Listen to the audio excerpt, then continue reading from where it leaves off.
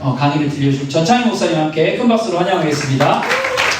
아마 제가 생각엔 저는 이제 그 실제적인 예배 공간, 여러분들의 예배 공간에 대한 실제적인 고민보다 큰 어떤 그 원칙에 대한 이야기, 또 신학과 예배에 대한 이야기를 좀 소개하려고 해요.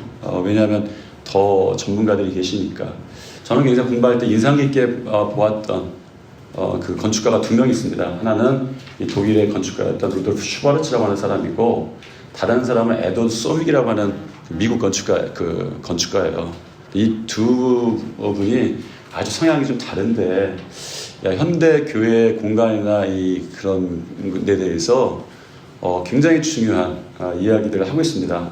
물론 그 건축가들이 예배적으로 굉장히 고민을 했어요. 이 루돌프 슈바르츠는 예배에 대한 고민을 하고, 에드워드 소윅은 교회가 무엇이냐는 고민을 굉장히 많이 했던 사람입니다. 예배나 교회에 대한 개념을 격변을 이루는데 우리가 잘은 모르지만 이런 분들이 있었다고 제가 생각을 합니다. 이제 20세기 후반에 예배 운동이 실제적으로 구현되는 데 있어서 어떻게 이렇게 됐을까 했을 때, 실제적으로 그런 그 기능이 마련된 공간이 없으면 쉽지는 않거든요. 그래서 저는 이분들 굉장히 중요하다고 생각하고, 이 루돌프 슈바르츠 같은 경우는 그 예배 운동, 예전 운동에 굉장히 핵심적인 생각들을 담고 있어요. 왜냐하면 예전 운동이 굉장히 중요한 분과 교류하면서 자기 건축적인 그 생각들을 발전시켜 나가기 때문에, 그리고 그 예배 공간 건축에 대해서 자기의 철학을 담아내는 것이 7가지 디자인이 있습니다.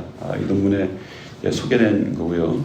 제2바티칸 공회 이후에 굉장히 그 천주교뿐만 아니라 모든 교회가 예배적으로 굉장히 많은 변화를 일으켰는데, 그때 갑자기 일어난 사건이냐 그랬을 때, 사실은 실제적인 터전에서 이런 일이 일어날 수 있게끔 했던 사람들이 저는 건축가라고 생각을 해요. 그 중에 아주 핵심적인 사람이 루돌프 슈바르츠입니다.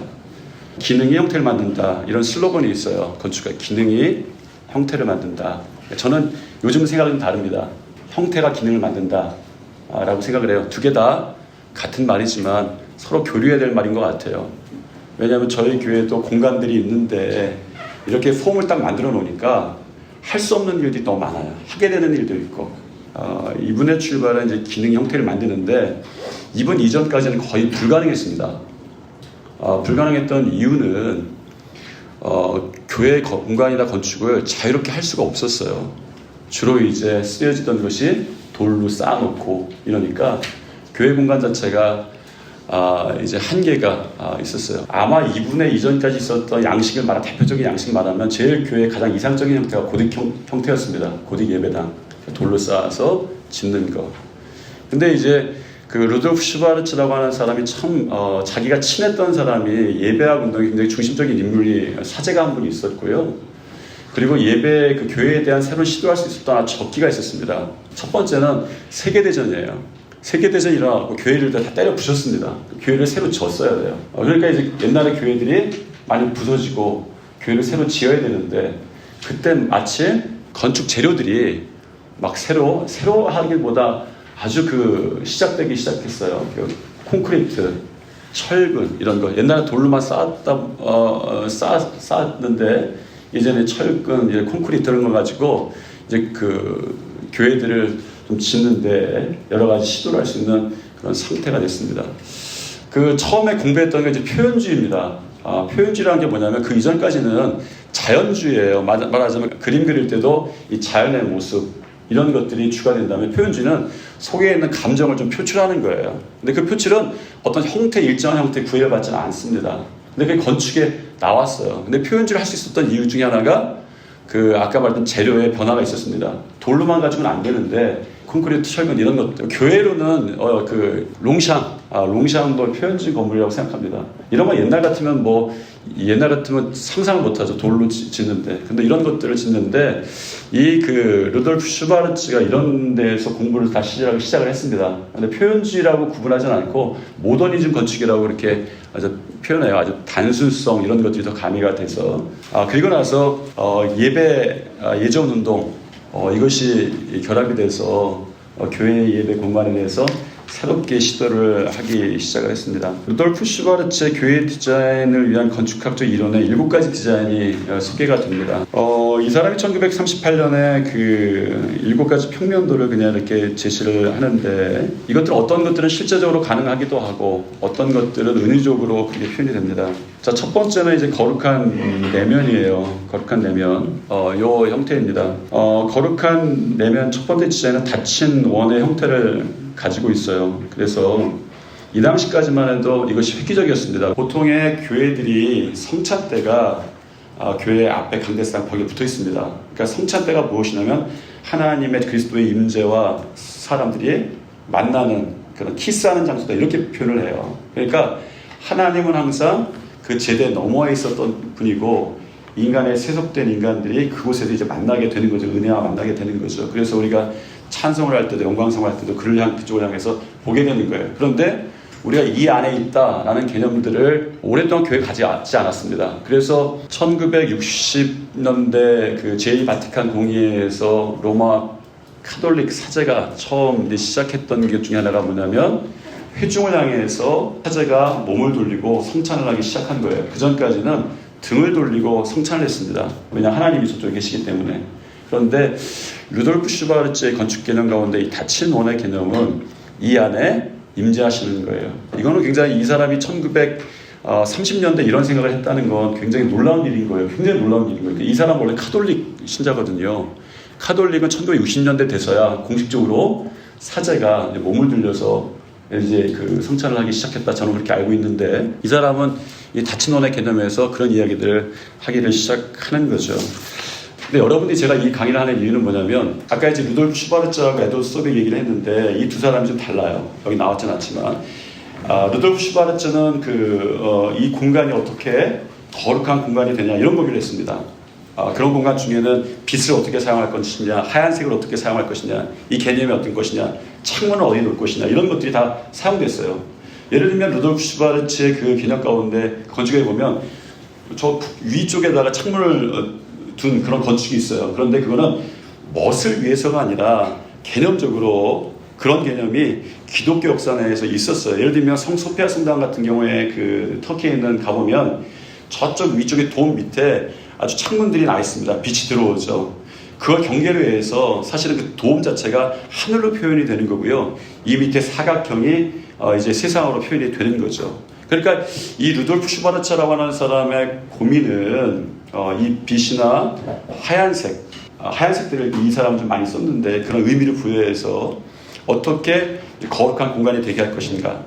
에드워드 소백은 사람들이 어떻게 모이면 좋을까, 이 하나님의 사람들의 모임, 이걸 만들까 고민해서 그 사람의 건축에 보면 일정하지 않습니다. 그러니까 예배 공간을 어떤 기능에 맞춰서 변화될 수 있도록 그렇게 공간을 그 계획을 해요. 두 사람이 굉장히 극단적으로 좀 양편에 서 있는데, 여러분의 고민, 제가 고민은 그런 것 같아요. 어떻게 사람들이 이 공간에 와서 모임을 만들 수 있을 것인가, 좋을 것인가, 이런 고민이 될 텐데, 사람들이 이 교회에 올 때는 이 교회가 거룩한 공간이 되었으면, 물론 교제하는 공간도 되지만 거룩한 공간이 되었으면 이런 마음도 고민도 해봐야 될 것 같아요.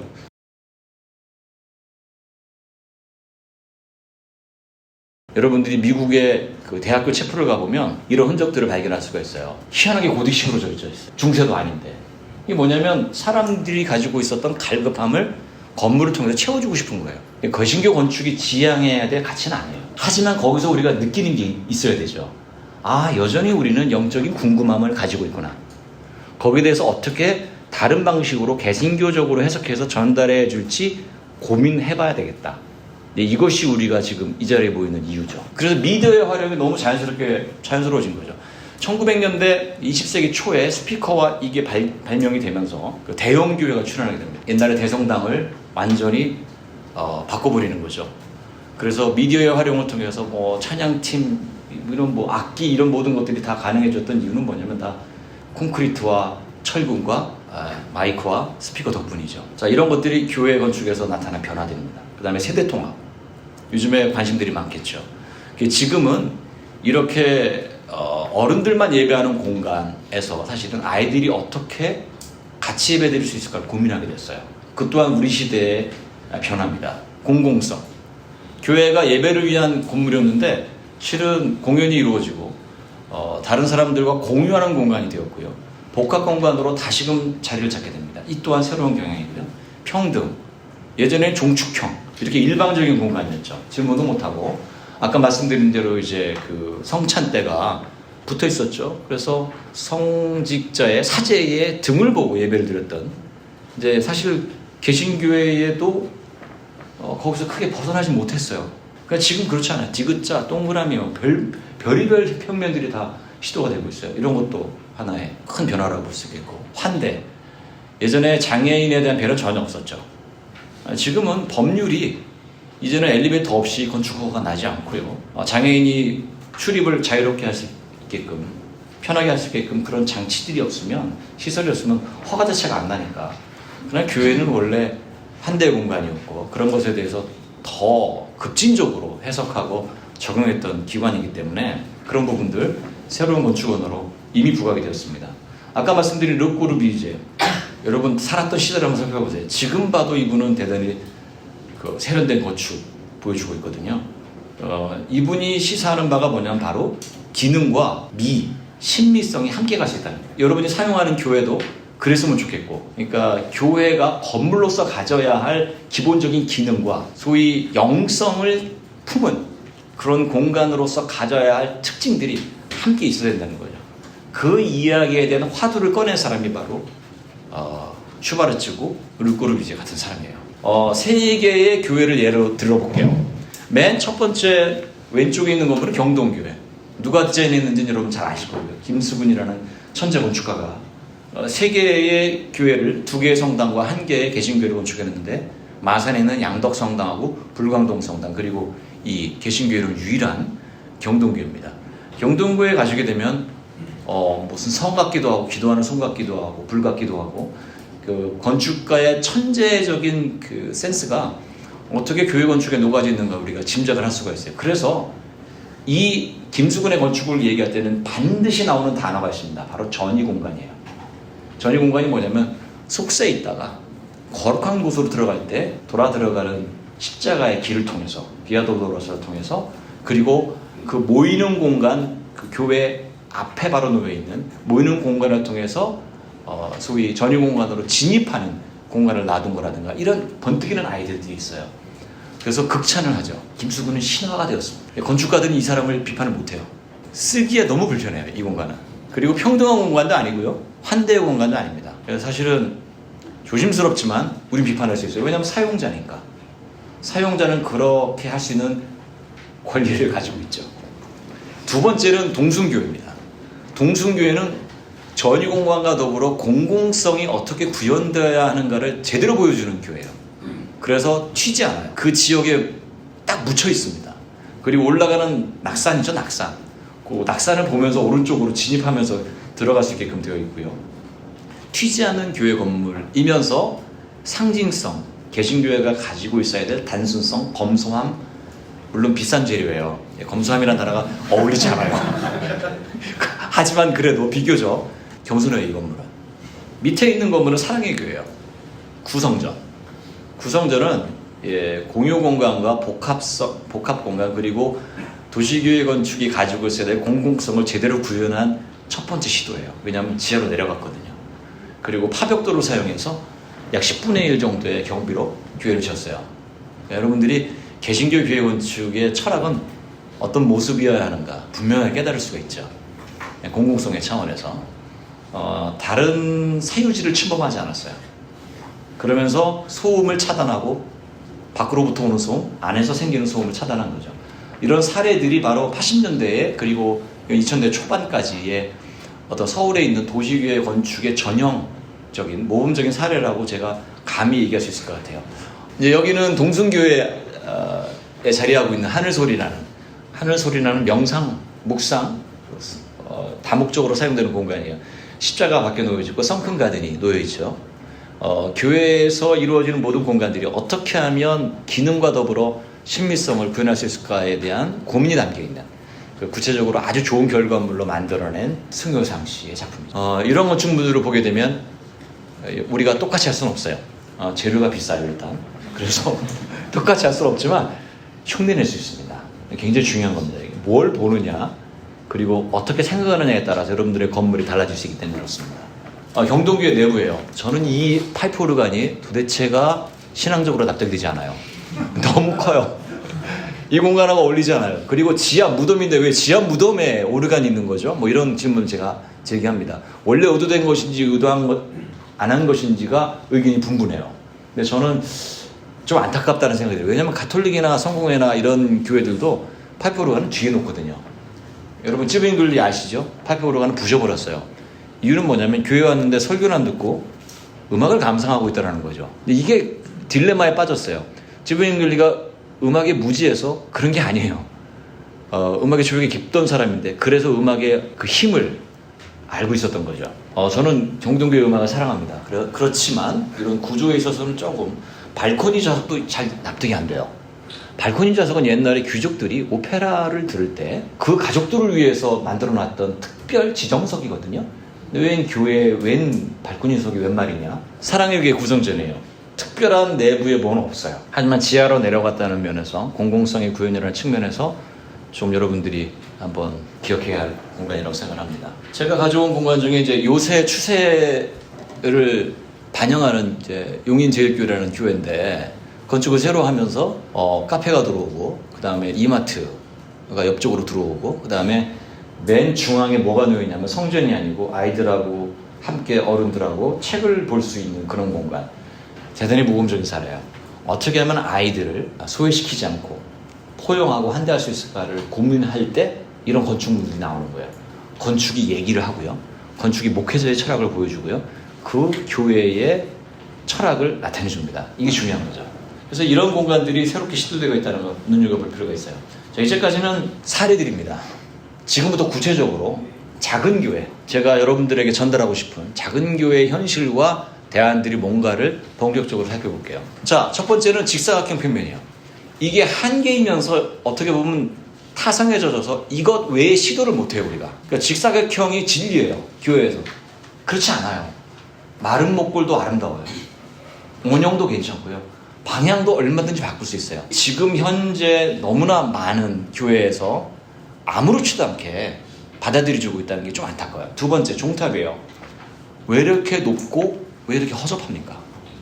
그러니까 종탑이 좋은 재료로 아름답게 만들어진 종탑이 그렇게 많지 않습니다. 그리고 네온 사인은 이제는 좀 조금 그래요. 그거 보고 교회 오는 분들 그렇게 많지 않아요.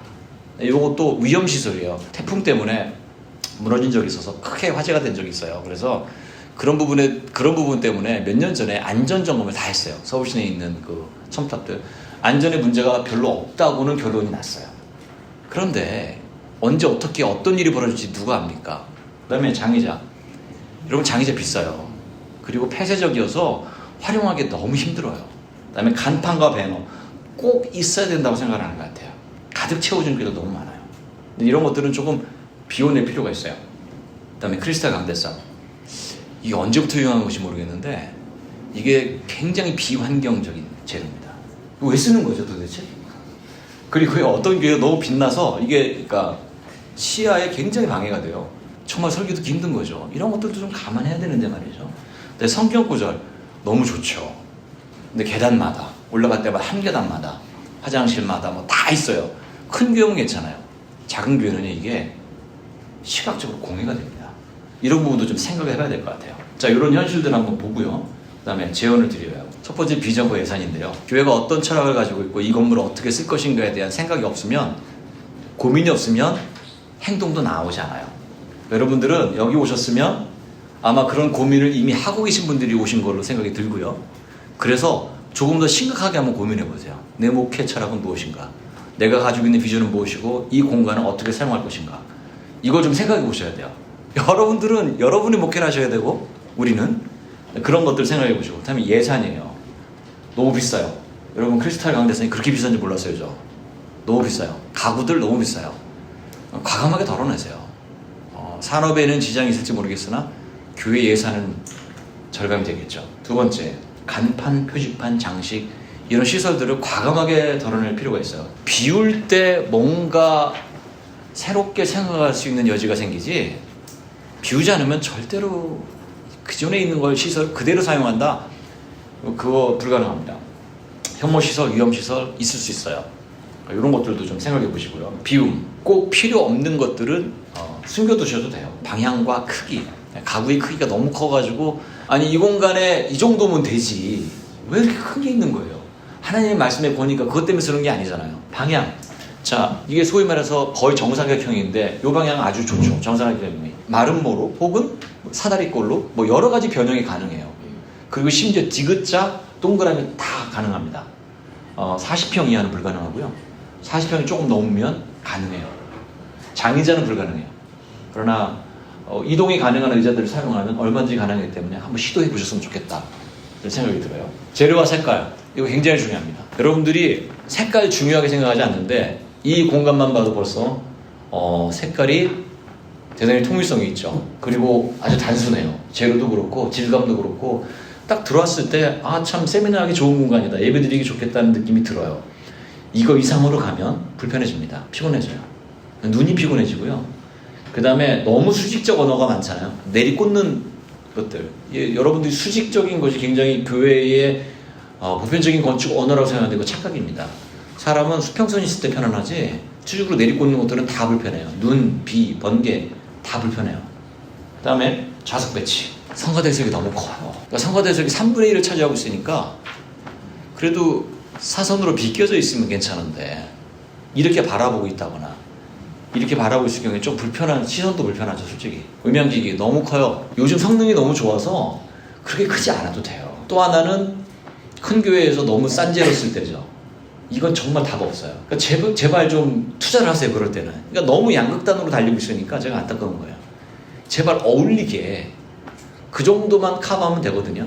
또 한 가지 덧붙이면 이런 공간에는 근데 만약에 반사가 심하면 카펫 하나면 해결이 돼요. 그걸 무슨 방음판 설치하고 뭐 돈을 어마어마하게, 요즘엔요 아시죠 여러분, 해봤으니까 알 거예요. 방염 소재가 아니면 허가도 안 나요. 얼마나 비싸요 그게 방염 소재가. 그러니까 제발 좀 예산에 맞게 좀 해야 되겠다 하는 생각이 들어요. 음향기기. 상징과 예술 너무 없거나 너무 많아요. 너무 없거나 너무 많아요. 그래서 이게 너무 많으면 시선이 분산되고요. 너무 없으면 이 공간이 왜 이렇게 건조하지? 사막 같아요. 그런 교회들이 있어요. 잘 생각해 보세요. 어디에 무엇이 있어야 좋을까? 조명. 여기는 잘 섞여 있네요. 이런 데는 괜찮아요. 근데 예배를 계속해서 드리는 곳에 너무 백색 조명이 커버리면, 그러니까 이제 형광등만 많이 있잖아요. 그럼 교회 갔다 오고 나서 눈이 아파요. 왜 그러냐면 형광등밖에 없어서 그래요. 그다음에 다목적 공간이면 유연성이 확보. 이거 굉장히 중요하죠.